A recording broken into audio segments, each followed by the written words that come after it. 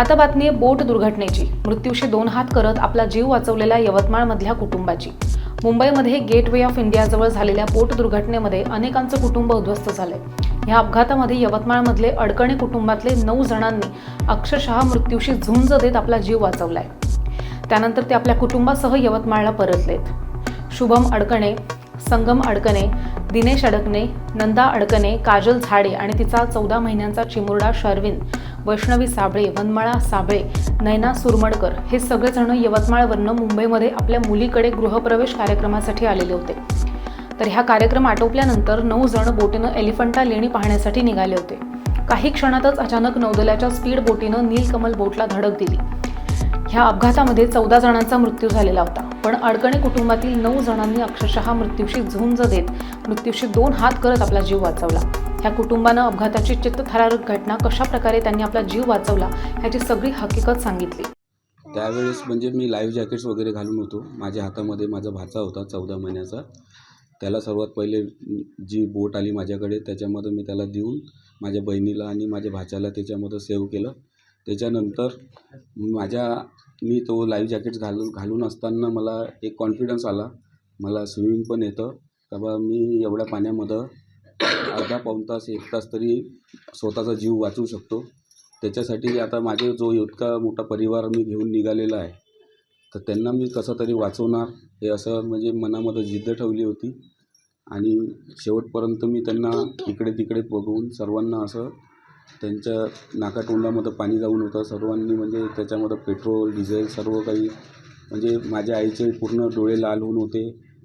ते पाहून म्हणजे शेवटपर्यंत आम्ही संघर्ष करतच होतो। माझे बाबा म्हणजे एकदम किनाऱ्यावर बसून होते टायराच्या सपोर्टनी। त्यांना पण एका हाताने म्हणजे त्यांना डाव्या हाताला लागून होतं, तरी त्यांनी त्याच्याकडे न लक्ष देता स्वतः त्यांच्या परिवाराकडे लक्ष देत होते। आता कोण कुठे आहे, कोणी बोटमध्ये चढलं की नाही, आणि सर्वकडे म्हणजे असं लक्ष देऊन होतो आणि एकमेकांना पकडूनच होतो आम्ही तिथे। सण म्हणजे जे पण आमच्याकडे मोबाईल होते, डॉक्युमेंट्स होते, आईकडे एक पर्स होती, त्याच्यामध्ये जे पण सोन्याच्या वस्तू वगैरे होत्या।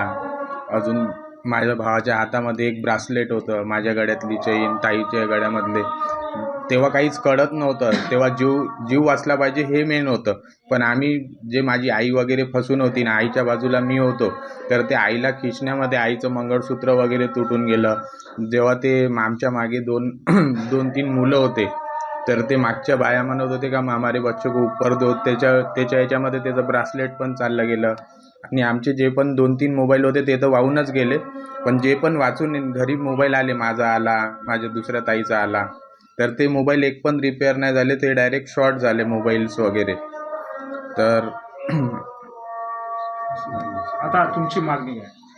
आमची मागणी काहीच नाही। जितकं माझ्या बाबाला लागला, आईला लागला, ताईच्या सासूला लागला आहे, त्यांचं मेडिकल वगैरे हे चांगल्या पद्धतीने शासनाने करून द्यावं आमची। आणि जे पण आमचं सोनं नाणं वगैरे गेलेलं आहे ते आम्हाला परतफेड व्हावं त्याची, आमचं हे म्हणणं आहे। शासनाने जी घोषणा केली होती मदतीची, ती काही पूर्ण झाली का? नाही, काहीच नाही, 1 रुपया पण नाही दिला। ज्या दिवशी आमचा ॲक्सिडेंट झाला त्या दिवशी आम्हाला हॉस्पिटलमध्ये नेलं होतं।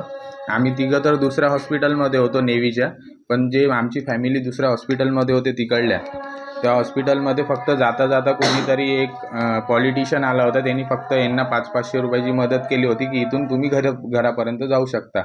पण तेव्हा आमच्याजवळ काहीच नव्हतं, आमचे पर्स वगैरे सर्व वाहून चालले गेले होते। पण माझे जिजा जे राहते त्यांनी आम्हाला मदत केली, त्याच्यामुळे आम्ही आज आमच्या घरापर्यंत येऊ शकलो।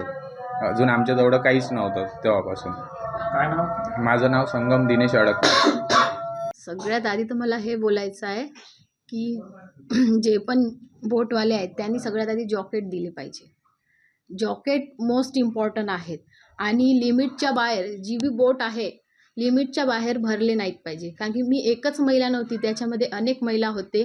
आणि माझ्याजवळ जे होते, आम्हाला ज्या हॉस्पिटलमध्ये घेऊन गेलेत त्या हॉस्पिटलमध्ये 10 महिन्याचं बाळ होतं, आणि त्या 10 महिन्याच्या बाळासोबत त्याचे पप्पा होते, पण आई वाढली होती, त्याची वाहून गेली होती त्या पाण्यामध्ये। त्यावेळेस मला बघून असं म्हणजे एवढं माझे हे झाले की पूर्ण होश उडून गेले। कारण की तो 10 महिन्याचा बाळ एक म्हणजे तो दूध पिताच बच्चा होता एक, आणि त्याच्यानंतर असे बाया कितीत वाहून गेले आणि माझ्या पायाखाली एक 7 वर्षाचा मुलगा पडलेला होता. त्या मुलाला बघून तर मला बापरे असं वाटलं की त्याला मी वरती काढले आणि म्हणलं बचाव बचाव आणि आम्ही मस्त आवाज देत आहे, पण कोणीच वाचवायला आलं नाही. काही वेळ बोट वापस गेली, 2 बोटा येऊन वापस गेल्या. सगळ्यात आधी जॉकेट द्या. आणि लोक काही जात नाही फिरायला आणि लोकांना आयडिया नसते की जॉकेट घालायला पाहिजे आणि जॉकेट घातल्यानंतर असं असं होते म्हणून. आणि माझ्या आईचं मंगळसूत्र होतं, माझे 2 गोप होते आणि माझ्या भावाच्या हातामध्ये ब्रेसलेट पण होतं, माझ्या हातामध्ये रिंग होती आणि माझ्या मोबाईलची आणि माझ्या भावाच्या मोबाईलची EMI पण आत्तापर्यंत खंडायची आहे.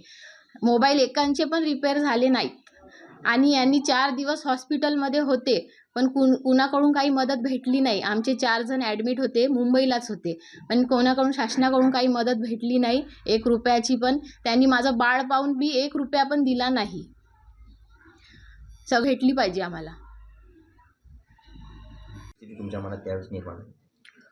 मी तर सांगितलं, माझ्या बाजूला बसून होते 2 व्यक्ती, त्यांना सांगितलं मी का हा का पिक्चरची शूटिंग करून राहिला का म्हणून तो बोर्डवाला. तो असं म्हणत नाही तर तो बोर्ड येऊन आम्हाला भिडला. तो भिडून गेला. त्याच्यामध्ये 2 मिनटामध्ये पूर्ण पाणी घुसायला लागलं पूर्ण. आता कसं करायचं बा, जीव कसा वाचवायचा, कसा पाहायचा, तेवढ्यामध्ये आम्ही घाबरून गेलो पूर्ण. माझ्या पायाखाली लाशा बायाच्या, मी पाहून राहिलो आमच्या घरच्या लाशा आहे का, कुठच्या लाशा आहे या, ते बघून राहिलो मी. त्याच्यामध्ये परेशान झालो मी. तर कसं करायचं, काय करायचं बा.